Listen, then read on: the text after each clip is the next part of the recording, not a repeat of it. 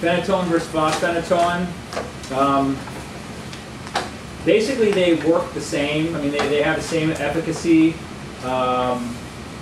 It's just that regular phenytoin, you have to run it much slower, 50 mg per minute. Phenytoin causes more hemodynamic instability, supposedly. What's that? The phenytoin, that supposedly Have you been noticing more. that?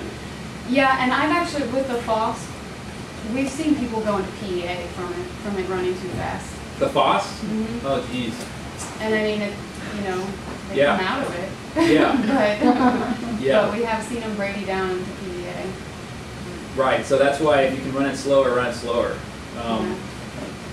And so here, if you basically, like I was saying, you can get the same free level of phenytoin in the serum. Basically, fosphenytoin will be metabolized to phenytoin. So once it's in the bloodstream, but basically after about 60 minutes or so, you reach a stable serum level.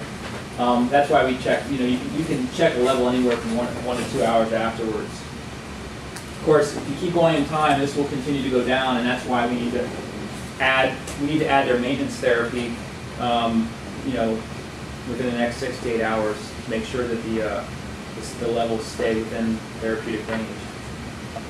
You guys may have heard of purple glove syndrome. This is just a known complication of.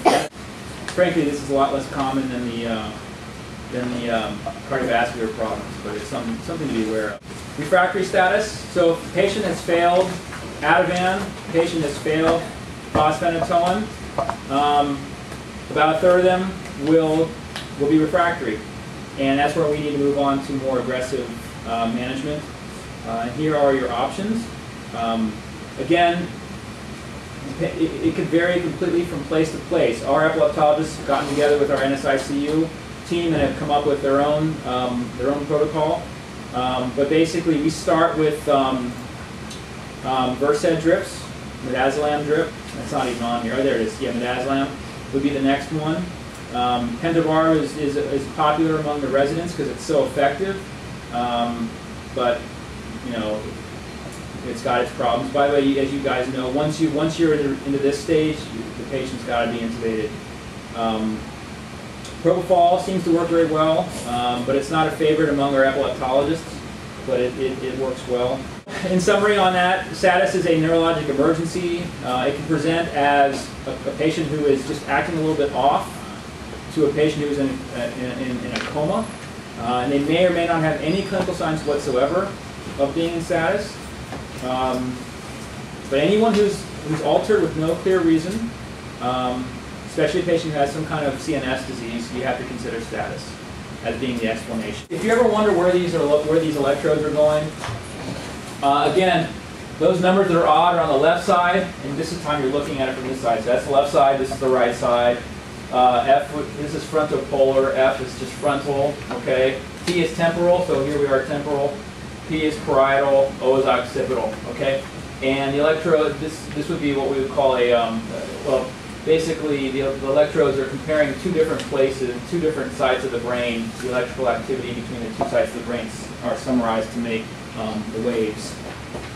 And on the actual surface of the brain, this is where these electrodes are located. But again, it's on top of the scalp, but they're located over those parts of the brain. So you cover a good part of the brain there.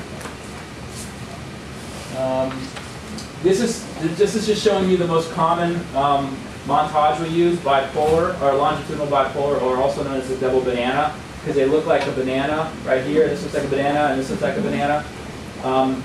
And these are the numbers. This is what you see on the side of the EEG.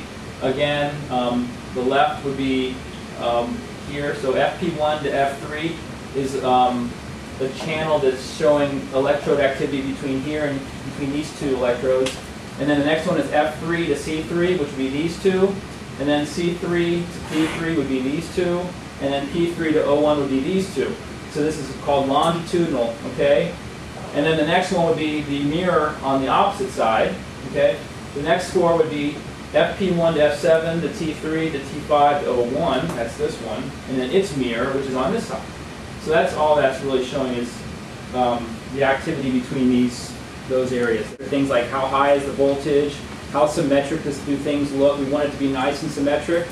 We want the voltage to be nice and moderate. We want to see that it's reactive to things like eye opening and closure. If they open and close their eyes, it'll change. If they're stimulated or if they're awake. Different types of frequencies. There's alpha activity, which is just simply any kind of waveform that's in the 8 to 12 hertz frequency range. That would be normal in the awake state, and all of us should have alpha activity right now. That would be normal. A beta, which can be normal, but it can be abnormal.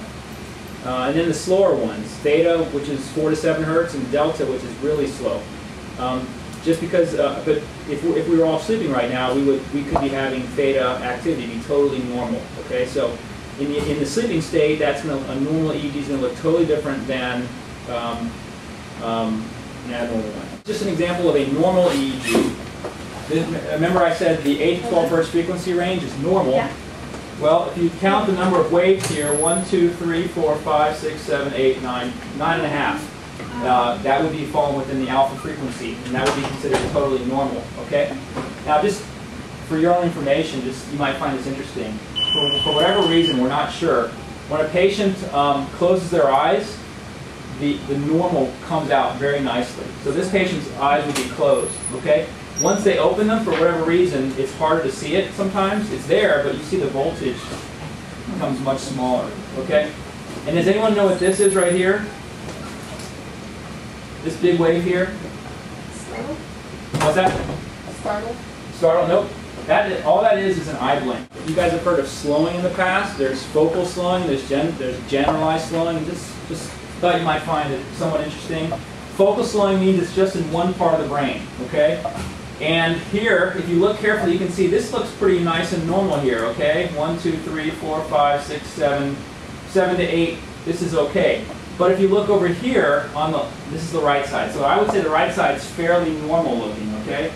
It's the left side that's abnormal. When you see waves that are much broader, that would be like one broad wave.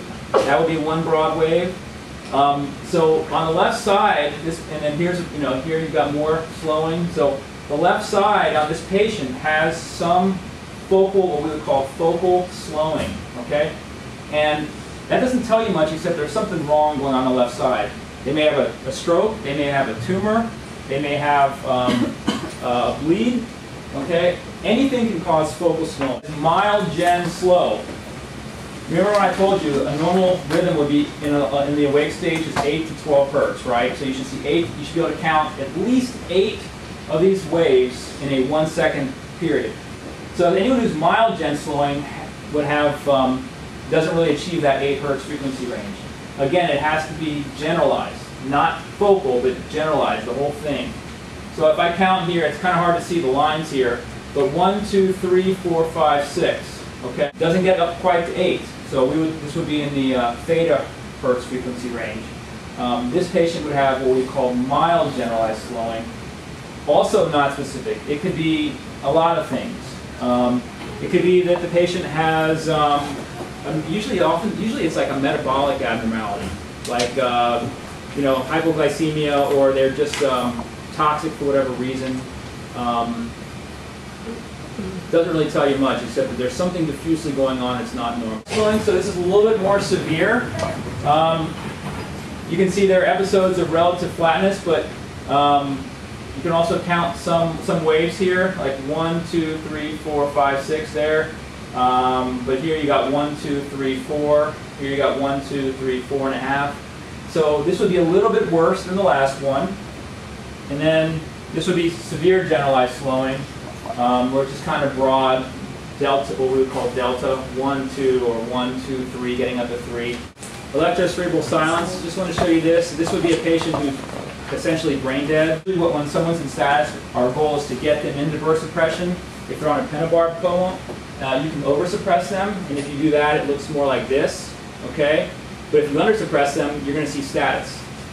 So your goal is to try to get them somewhere here for at least 24 hours to kind of calm the brain down. And then this is a seizure, basically. Rhythmic, generalized seizure.